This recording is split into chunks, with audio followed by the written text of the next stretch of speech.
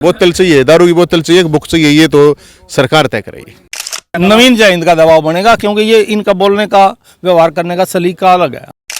शिक्षा नहीं देनी ना तो शराब बेचने दे, शराब के ठेके खोल दे। सत्ता का अहंकार नहीं है, शायद वो अधिकारियों के जंगल में फंसे हुए हैं। कम से कम गले पट्टे उठा के बुला के समस्या समझ तो ले। सरकार शायद रोजगार को मिटाने की कोशिश कर रही है, बढ़ाने की कोशिश नहीं कर रही। वो तो सरकार ने लठ मारना के करना के नहीं है, तो अलग से हमें टाइम नहीं देते, हमारी समस्या सुनते नहीं ध्यान से। भंडारा करना हो सीएम साहब के नाम का भंडारा कर देंगे। हरियाणा का मुख्यमंत्री हूँ, एक घर का या एक मित्र का मुख्यमंत्री नहीं हूँ।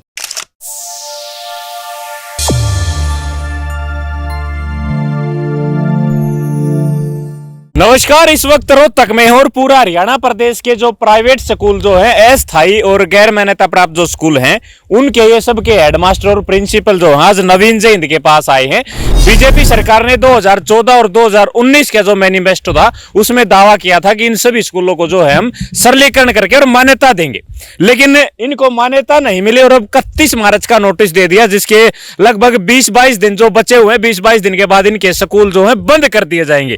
पूरे हरियाणा के जो मास्टर हैं वो यहाँ पर आए हैं और इनकी मांग है कि इनको सरलीकरण देकर इनको मान्यता दी जाए, लेकिन सरकार जो है बिल्कुल मना कर दिया और डेडलाइन रख दी 31 मार्च को स्कूलों के ऊपर ताला लग जाएगा। विजयपाल है टिटोली इनका गांव और मुख्यमंत्री के ये सहपाठी रहे हैं। विजयपाल जी, मेरा सवाल आपसे ये है, जब आप मुख्यमंत्री के सहपाठी रहे, मुख्यमंत्री आपको जानते, आप मुख्यमंत्री को जानते हो, तो नवीन जयंत कैसे समाधान करवा देगा? आपसे नहीं हो रहा तो देखिए भ्राता जी, मैं आपको ये बताना चाहूँगा, मैं तो मुख्यमंत्री को जानता हूँ, अब वो पता नहीं मुझे पहचानते हैं या नहीं पहचानते हैं, पर मेरी मुलाकात उनके साथ 2 बार हो चुकी है। मुख्यमंत्री बनने के बाद? मुख्यमंत्री बनने के बाद 2 से भी अधिक बार हो चुकी है, यानी 2 बार बातचीत हो चुकी है। वो बातचीत, वो कहते हैं देखो मैं हरियाणा का मुख्यमंत्री हूँ, एक घर का या एक मित्र का मुख्यमंत्री नहीं हूँ, मैं सबकी साझी बात करूँगा। तो अलग से हमें टाइम नहीं देते, हमारी समस्या सुनते नहीं ध्यान से। यदि वो उन्होंने हमारी समस्या सुन ली होती तो शायद आज की स्थिति ना होती। अब हम नवीन जी के संपर्क में इसलिए आए हैं कि हमने देख लिया हमारी आवाज़ तो कारखाने में तूती की आवाज़ है, नवीन जी की आवाज़ बहुत बुलंद आवाज़ है, तो नवीन जी के सहयोग से शायद हमारी बात सुन ले तो हम अगर सफल हो सकते हैं तो इस तरह से 60,000 व्यक्तियों का तो रोजगार बचा लेंगे और 6 लाख बच्चों का पढ़ाई की तरफ जो रुझान है वो मिटने नहीं देंगे, उसको आगे बढ़ा लेंगे। और यदि बात नहीं सुनते तो स्कूल बंद, 6,000 विद्यार्थियों का भविष्य धूमल, 60,000 लोगों का रोजगार। और इससे हमारे मन में यही जा रही है कि सरकार शायद रोजगार को मिटाने की कोशिश कर रही है, बढ़ाने की कोशिश नहीं कर रही है। आप किस सन में पढ़ते थे मुख्यमंत्री के साथ? 1971-72 में। 71। मतलब आज जो हालात बना रखे मुख्यमंत्री ने, उस दौरान भी उनकी सोच इसी तरह की? नहीं, वो बहुत सज्जन थे उस समय, उनके परिवार की तो इज्जत इतनी थी जिसकी कोई हद नहीं है, और मुख्यमंत्री जी इतने सॉफ्ट थे जो उनकी आज की शैली दिखाई नहीं देती। तो ये सत्ता का अहंकार दिखाई दे रहा है? नहीं, सत्ता का अहंकार नहीं है, शायद वो अधिकारियों के जंगल में फंसे हुए हैं, उनकी अपनी सोच नहीं हो सकती। मतलब उनकी नहीं चल रही, अधिकारियों की चल रही है।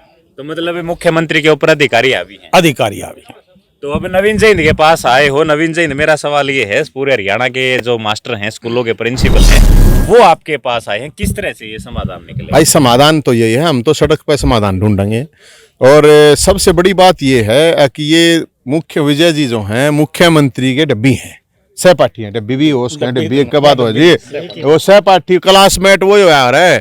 तो उस टाइम पे देखो वो मुख्यमंत्री जी हैं, तो मेरे हिसाब से कम इसी नाते से गैलियां पड्डे उड़ है, मेरी के गैलियां पड्डे उड़ है, ये कम से कम गैलियां पड्डे उड़ है कि बुला के समस्या समझ तो ले, अरे सुन तो ले कम से कम सीएम साहब। भाई पूरे हरियाणा की है या कोई एक किसी की उसकी थोड़ी है समस्या? पूरे हरियाणा के स्कूल हैं, 3200 स्कूल हैं, 6 लाख बालक हैं, उसमें 60,000 बेरोजगार हो जाएंगे। पहले में टॉप पे हरियाणा। तो हम तो इसलिए ये बात कह रहे हैं सीएम साहब को कि भाई इनके स्कूल बंद होने नहीं देंगे। इसलिए 11 तारीख को सभी गैर मान्यता प्राप्त अस्थायी जो स्कूल हैं उनकी हड़ताल है, छुट्टी है उस दिन, और 11 बजे मानसरोवर पार्क में आकर वहां से बीजेपी का जो राज्य कार्यालय है वहां लेके जाएंगे। इनका मैनिफेस्टो है, इनके मैनिफेस्टो में ये कह रहे हैं कि भाई हाँ हम इनकी मान्यता पक्का कराएंगे, फलाना देंगे, ये देंगे। तो जाके बूझ दले में, और भाई सारे के सारे बहुत छो में हैं, और छो जायज है, कोई गलत नहीं है। लेकिन मुख्यमंत्री जी से तो हम तो यही कह रहे हैं, भाई अपने सहपाठी को ही बुला लो, अपने सहपाठी से बुला के पूछ ले, हमने जरूरत है नहीं, ये चले जाओगे। पूछ तो लो यार, तुम नोटिस डाल दिया तुमने 31 मार्च को सारे स्कूल बंद होंगे, क्यों होंगे बंद है? तो फिर बंद होंगे तो क्या खोल लगा, ठेके खोल दे, फिर लाइसेंस दे दे ठेके के। शिक्षा नहीं देनी ना तो शराब बेचने दे, शराब के ठेके खोल दे, और क्या कर सके है। तो हम तो ये, क्योंकि भाई पहले ऑलरेडी बेरोजगारी है, आप इतने हजारों बच्चों के भविष्य के साथ नहीं खिलवाड़ कर सकते। इतने जो वहां पे बेरोजगार होंगे वो कित जाएंगे यार। क्या भाजपा कार्यालय का घेराव करना, भाजपा कार्यालय पर वो जो उनका मैनिफेस्टो था वो लेके पहुंचना समाधान है इन स्कूलों? और क्या समाधान है फिर? और बता दे, तू बता दे भाई क्या है, और क्या कर रहे हैं? मतलब जाकर क्या करें? आरती तक कर नहीं सकते इनकी। आरती तो होता लाज बता, आरती कर देंगे, तू बता दे। अगर जाए न्यू हो गए आरती की है तो लाओ, हम सीएम साहब की आरती 10 दिन करनी है, 15 दिन करनी है, आरती वगैरह भंडारा करना हो सीएम साहब के नाम का भंडारा कर देंगे। जो कहता और बता,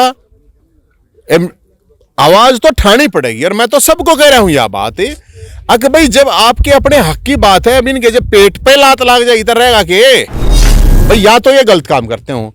अरे ये वे हैं 100 रुपये 200 रुपये 500 रुपये में बड़का ने पटानिया, ये वे कौन है 5,000 रुपये महीना 10,000 रुपये महीना वाले कौन है? बड़का ने गरीब घर के बड़का ने कॉलोनिया में झुग्गी झोपड़िया मुड़े इनके स्कूल हैं।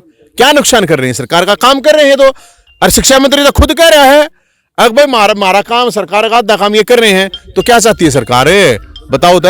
अब सवाल ये उठता है, आप लोग इनको लेके और आपके नेतृत्व में ये लोग वहां प्रदर्शन करने के लिए जाएंगे। लगभग आज से कई दफा आप लोगों को लेके, अलग अलग मुद्दों को लेके बीजेपी कार्यालय का घेराव कर चुके हैं, लेकिन वहां क्या होता है? लठों से पुलिस जो है तैयार रहती है और आपका स्वागत करती है। कोई भी बीजेपी का नेता या मंत्री आपको वहां नहीं मिला। ये बात है, समस्या समाधान होगा कि नहीं? एक बात बता, खेल कोट्टे ताई करे आंदोलन आया कि नहीं? खेल कोट्टा उल्टा, बुढ़ा की पेंशन काटती थी, बुढ़ा की उल्टी पेंशन करी कि नहीं करी? ठीक है, दलिता के उड़े घर गया थे, जब बुलडोजर आगे खड़े हुए थे, रुके कि नहीं रुके? कितने वे बताऊं बतेरे हैं। लड़ाई तो लड़नी पड़ेगी, कोशिश तो करनी पड़ेगी। घर बैठे थे तो बात बने को ना, और मैं तो घर बैठने तो हूँ नहीं। अभी विपक्ष वाला हिला ना, हम डरते ना, माड़का मारे हो तो मारे भी डर लग गए, अब खोज ले जाएंगे मारे तो कि मैं है ही नहीं। तो आवाज तो उठाओगे, और आवाज हमको गलत तो उठा नहीं रहे। वो तो सरकार ने लठ मारना के करना के नहीं है, वो सरकार देख है, लेकिन हम तो अपनी आवाज उठाओगे। विजयपाल जी, 11 तारीख को आप लोगों ने स्कूलों की छुट्टी कर दी। आपके जो टीचर हैं, आप लोगों के जो 7 लोग हैं, वो सब बीजेपी कार्यालय जाएंगे। लगता है वहां समाधान मिलेगा? समाधान मिले या ना मिले ये आगे की बात है, लेकिन हमारी आवाज़ सही जगह तक पहुंच जाएगी नवीन जी के माध्यम से। हम सीधे आवाज़ नहीं पहुंचा पा रहे थे, इनके माध्यम से हमारी आवाज़ वहां पहुंचेगी। और हम ये उम्मीद करते हैं, मुख्यमंत्री जी विशाल हृदय हैं, हमें बुलाएंगे, समाधान भी करेंगे। 2 बार आपकी बातचीत होली तब समाधान नहीं हुआ, लगता है इस बार हो जाएगा? इस बार दबाव बनेगा ना, पहले दबाव नहीं बना। आज सैकड़ों लोग आप यहाँ आए हो, आप लोगों का कोई दबाव नहीं है?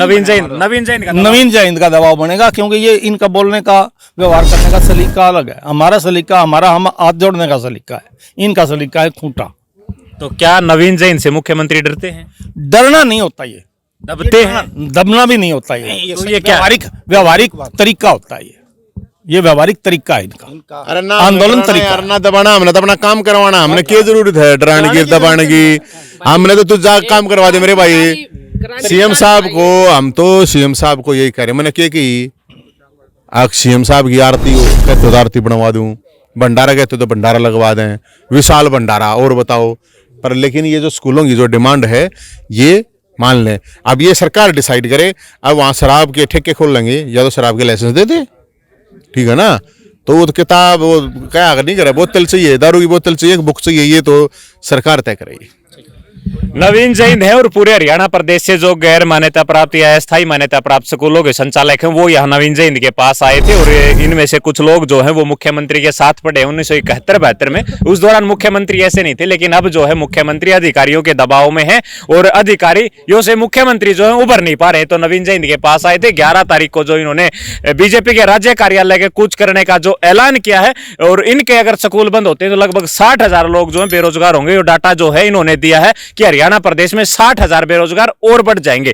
आज के समय की अगर बात करें तो 1 तारीख को CMI की रिपोर्ट आई है, जिसके अनुसार हरियाणा बेरोजगारी में नंबर 1 है। पूरे देश में हरियाणा नंबर 1 पर बेरोजगारी में आता है। और अगर 31 तारीख को इनके स्कूल बंद हो गए तो 60,000 बेरोजगार और उनके अंदर ऐड हो जाएंगे। आप सब लोगों से अपील रहेगी, वीडियो को शेयर करें और कमेंट के माध्यम से अपनी राय जरूर रखें इस मुद्दे के ऊपर। आप क्या विचार रखते हैं? और वीडियो को शेयर करोगे तो और लोग जो हैं वो भी इस मुद्दे के ऊपर कमेंट में अपने विचार रख सकते हैं।